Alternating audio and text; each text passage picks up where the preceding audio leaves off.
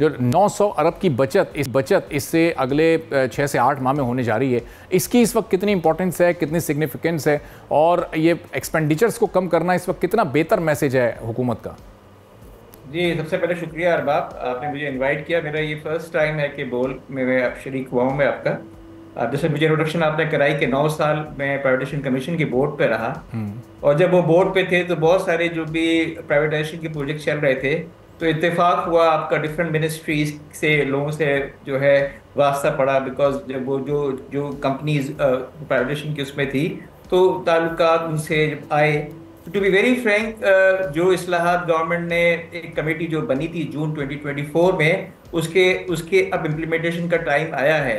अगर हम past track record देखें हमारा 20-25 साल का, तो अनफॉर्चुनेटली कमेटियां बनती है और कुछ हासिल कुछ भी नहीं होता। कहते हैं ना कि खाया पिया कुछ नहीं, गिलास छोड़ा। अनफॉर्चुनेटली हुआ तो नहीं है, बट अब मैं जो क्लोजली फॉलो कर रहा हूँ चीजों को, जिस तरह वो एक स्ट्रक्चर्ड कर रहे हैं। एक और चीज जो अब इन्होंने की है वो फेज वाइज कर रहे हैं।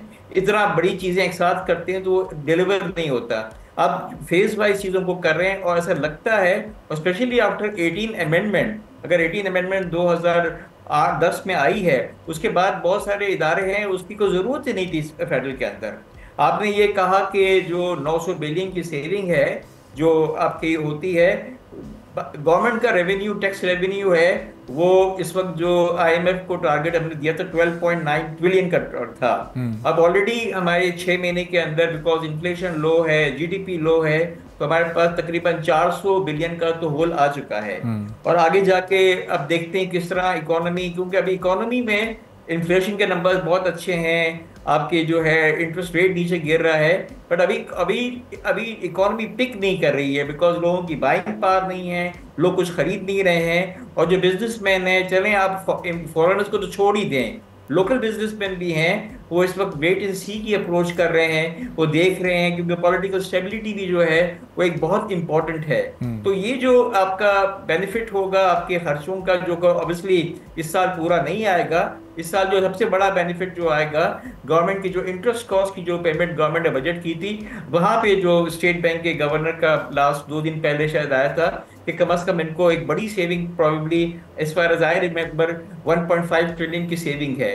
ये तमाम चीजें कतरक तरह दुनिया बनती है, लेकिन बॉटम लाइन मैं ये कहूंगा कि इस वक्त हम स्टेबिलिटी के दौर से गुजर रहे हैं, लेकिन पाकिस्तान जैसी इकोनॉमी जहां पे हमारा अगर पॉपुलेशन ग्रोथ जो है वो जीडीपी से ज्यादा है, तो जब तक का हम जो है वो 4, 4.5, 5, 5.5 के ऊपर ग्रोथ नहीं करेंगे, तो हमारी पोजीशन जो है ना बहुत मुश्किल हो जाएगी।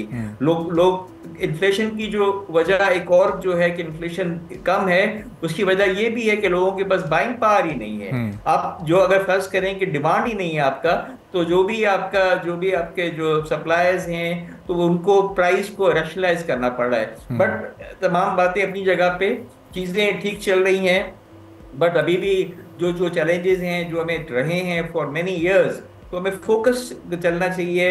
जैसा आज भी प्राइम मिनिस्टर स्टॉक एक्सचेंज गए थे, उन्होंने इंटरेस्ट रेट पे बात की कि इतना बड़ा इस वक्त फर्क है आपका इन्फ्लेशन का और आपका डिस्काउंट रेट का। बट अगेन हम एक बहुत बड़ा डिसीजन नहीं ले सकते हैं कि हम बहुत तेजी से हम इंटरेस्ट रेट को करें, बिकॉज उसके बहुत सारे मज़मरात होते हैं, उसके अंदर एफएक्स के रेट के भी होते हैं। तो आई थिंक के बाय एंड लार्ज मैं कहूंगा ये इकदाम अच्छे हैं, बट इसको क्लोजली मॉनिटरिंग होगी। और जो हमने मिस्टेक पुराने सालों में ये इतने सारे बने हुए हैं कमीशन, उसकी जो इम्प्लीमेंटेशन नहीं हुई, उसको देखभाल देना चाहिए, ताकि हमें रियल जो है ना बेनिफिट हो।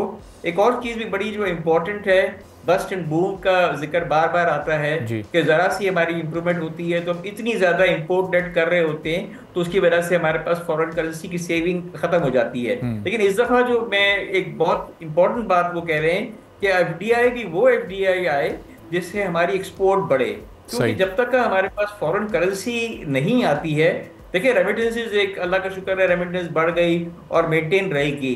रेमिटेंस को हम काउंट नहीं कर सकते हैं, हमारे लिए काउंट करना एक्सपोर्ट का होता है। आईटी वर्जिन एरिया है, आईटी जब इंडिया इतना बड़ी एक्सपोर्ट आईटी की कर सकता है, इंडिया दो इज अ बिग पॉपुलेशन और बहुत ज्यादा उनके पास ग्रेजुएट भी आईटी के हैं, हम बहुत ज़्यादा पीछे हैं, बहुत ज़्यादा कमीशन भी बनी है। बट मेरा अपना व्यू है कि आईटी की चीज़ ऐसी है कि जो हम नेक्स्ट 3 इयर्स के अंदर एक अच्छा नंबर अचीव कर सकते हैं। तो सारा जो जोर है आपका, वो सारा का सारा जोर जो है एक्सपोर्ट एफएक्स आपके पास कहाँ से आएगा। गुड्स के लिए टफ है बहुत ज़्यादा, सर्विसेज के अंदर हम ऐड करें, आईटी की चीज़ करें, तो ये एक चीज़ है। सब्सक्राइब करें और बेल दबाएं ताकि कोई खबर रह न जाए।